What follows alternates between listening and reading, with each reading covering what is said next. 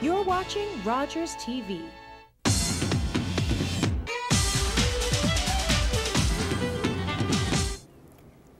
For a generation of people, Don Jamieson was this province's best-known radio and television personality. Starting a radio station and the province's first television station didn't hurt that title.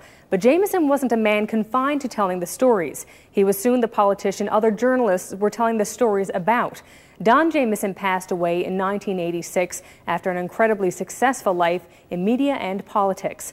And now, to ensure that this and future generations don't forget about the man, his accomplishments and contributions, Don Jamieson's grandson, Joshua Jamieson, has made a documentary on his grandfather called Just Himself, The Story of Don Jamieson. Here's a clip. Don Jamieson was the first child of 6 born to his parents, Charles and Isabel.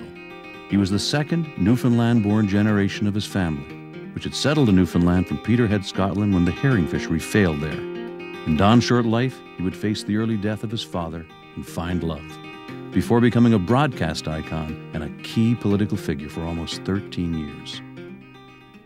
Well, that was a clip from Joshua Jamieson's documentary about his grandfather, Don Jamieson, and Joshua Jamieson joins me right now in the studio. Hello. Pleased to meet you. Thanks a lot for coming in. So I had a look at this the weekend. It's amazing the number of names that are in it talking about your grandfather. You know, I mean, from Paul Martin, former Prime Minister Paul Martin, to some big names around in the local scene as well. And the one thing that caught me most of all was how vivid their memories were of your father, or of your grandfather, sorry, of things that he said, speeches he gave. I mean, exact memories of, and even just things he said to them. Which is really interesting. Most people don't have vivid memories that much, of people that they've met in the past. So I'm wondering what it was like for you to wade through all that material of all these quite famous politicians and media people in their own right, and speaking about your grandfather and trying to put it together. It was a great process to go through, more from the perspective that all growing up I'd heard stories from the point of view of my family members. So I had heard things from sort of the inside track, and it was really interesting for me to go and meet, these different individuals and find out what their point of view was, and get those memories. And that's part of the reason why, why now? Why make this film now? He's been gone for almost 25 years now, and that was one of the fundamental reasons why I wanted to go out and make this film now, is because I wanted to capture those memories while they were still as vivid and crisp as they could possibly be. And the interview that you mentioned there a moment ago with Paul Martin, the former Prime Minister, Paul Martin Jr., was a really eye-opening one for me, because in doing the research for that interview before I went to go meet him in Montreal, I realized that there are a large number of correlations between Paul Martin Sr.'s life in politics and my grandfather's life in politics. So that was a really interesting, correlation to make during the interview with the former Prime Minister. Yeah, and there's lots of little moments like that, I think, for people who are just going to be watching, who could see it. I was certainly surprised by the number of people who remembered him so vividly, like I said. But well before his life in politics, of course, he had this great career as somebody in the media as well, and certainly a big contribution to this province would have been starting CJON, I mean, the first television station that we had here. And I'm just wondering, from your point of view, looking back on it now, what do you think the significance of that was? Well, the documentary sort of speaks to that in the beginning of it, as it goes deeper into the story, and while it's exploring how he started the broadcast center.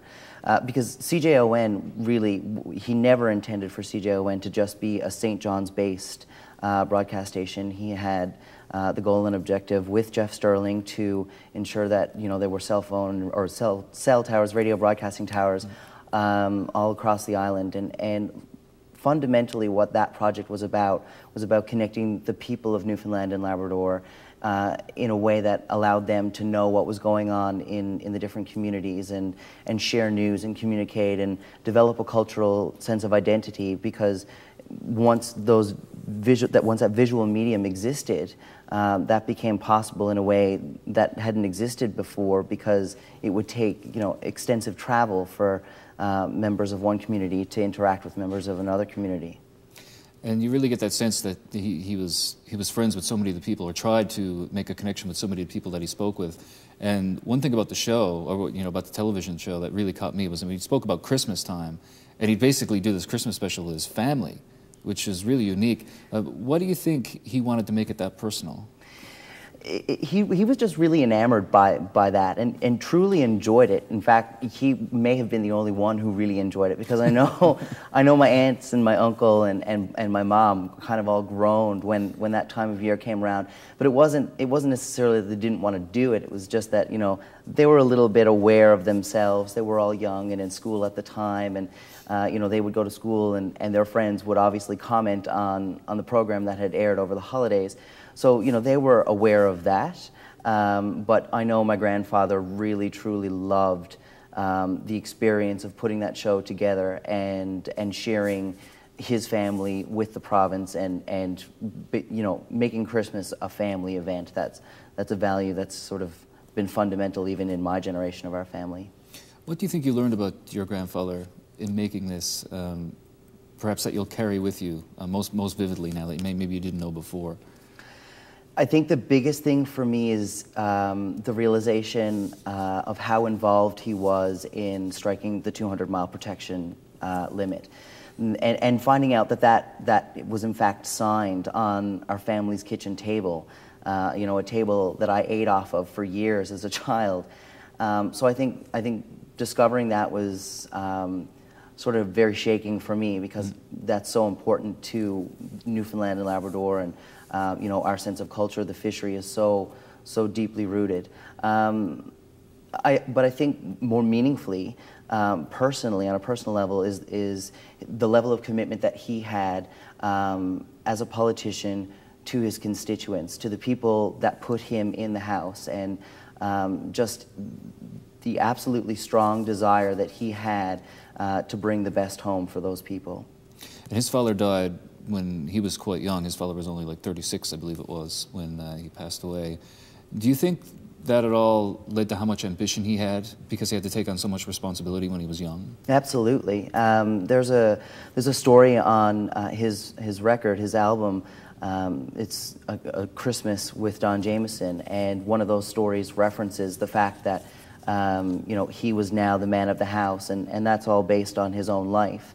The fact that at a very young age he became responsible for his siblings, and had to go out and work at the Newfoundland Hotel, and be a bellboy, and work with Coke, and all of that was tied to a direct need to make sure his family was okay, and that was motivated by the fact that he had lost his father at a young age. So he was definitely motivated from the get-go. He lived to be 65, I think it was, which is not real old, but certainly older than his father. But just in today's circumstances, if he was still alive, what do you think he'd be doing? It's funny, I asked that question to everybody that I interviewed, and I got a wide variety of answers. There were some people that thought that he might be a Prime Minister of Canada one day, some people that thought that he might become an ambassador in a foreign country. I think he'd still be engaged in the community and engaged in politics in some way, shape, or form, for sure. All right, I want to thank you very much for coming in. It's a great documentary. I really enjoyed it. There's a website actually where you can purchase it if you wish. You see there on the bottom of your screen. It's a way to get your hands on a copy of the documentary on Don Jamieson. We have to take a short break right now, but tell us what you think about what you see on Out of the Fog. Here's how you can get in touch with us.